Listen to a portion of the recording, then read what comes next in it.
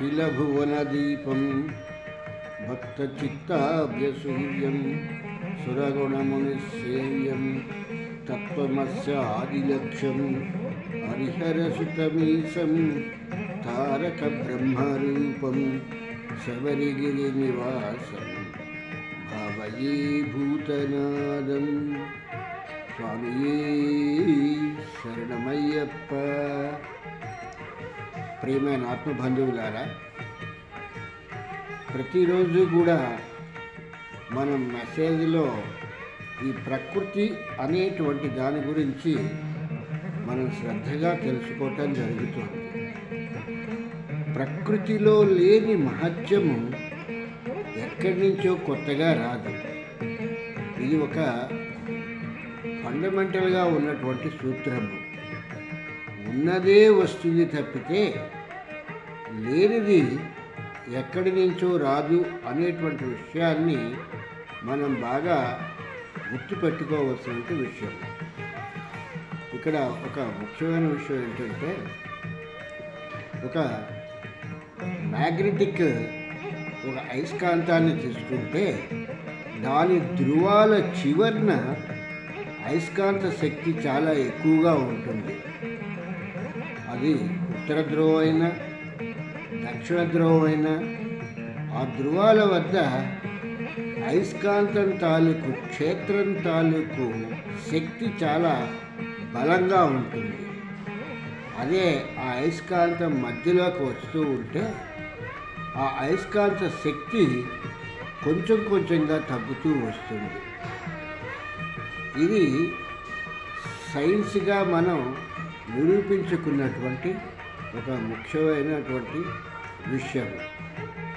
ఈ అయస్కాంతం తాలూకు క్షేత్రంలో ఉన్నటువంటి ప్రతి ఒక్క వస్తువు కూడా అయస్కాంత శక్తిని బట్టి అది నిశ్చలంగా ఉండాలా, తిరగాల అనేటువంటిది అయస్కాంత శక్తి పైన ఆధారపడి ఉంటుంది.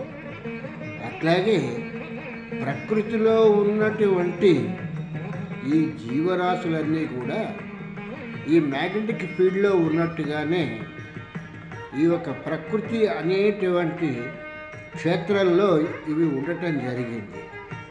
ఈ ప్రకృతి అనేటువంటి దానికి భూమి మీద ఉన్నటువంటి చెట్లు, మిగిలినటువంటి పరిసర ప్రాంతాలు ఇవి ఒక్కటే కాదు.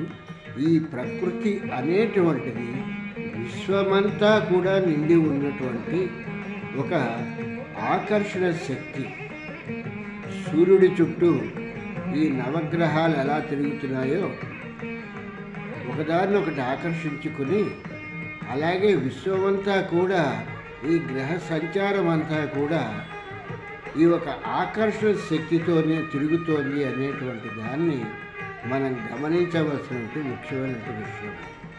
అలాగే మొత్తం ఈ విశ్వమంతా కూడా ఈ పంచభూతాలతో ఉన్నట్టుగానే ఈ కామము, క్రోధము, లోభము, మోహము, మదము, మాత్సర్యము అనేటువంటిది ఇది భూలోకానికి సంబంధించినటువంటిదే కాదు, అన్ని లోకాలకి సంబంధించినటువంటి విషయము అనేటువంటి దాన్ని మనం జాగ్రత్తగా గమనించవలసినటువంటి ముఖ్యమైనటువంటి విషయం.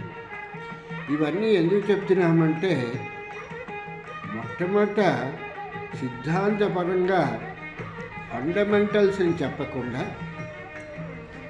ఒక్కసారిగా అన్నప్రాచన నాడే ఏదో ఆవకాయ అన్నం పెట్టారు అన్నటువంటి సామెతలాగా ఏదో గజేంద్ర మోక్షమనో ప్రహ్లాద చరిత్రనో ఇలాంటి కథలు విన్నంత మాత్రం చేతన మనకి వచ్చేటువంటి ప్రయోజనం ఏమీ లేదు అనేటువంటి విషయాన్ని మనం ముఖ్యంగా గమనించుకోవాల్సినటువంటి విషయం. ప్రకృతిలో లేని ఆకర్షణ, ప్రకృతిలో లేనటువంటి మహత్యము ఇంకెక్కడా కూడా లేదు అనేటువంటి విషయాన్ని మనం గుర్తించవలసి ఉంది.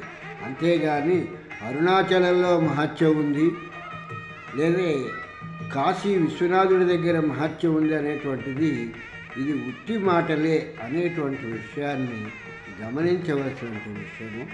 స్వామి శరణం, స్వామి శరణం, స్వామియే శరణమయ్యప్ప.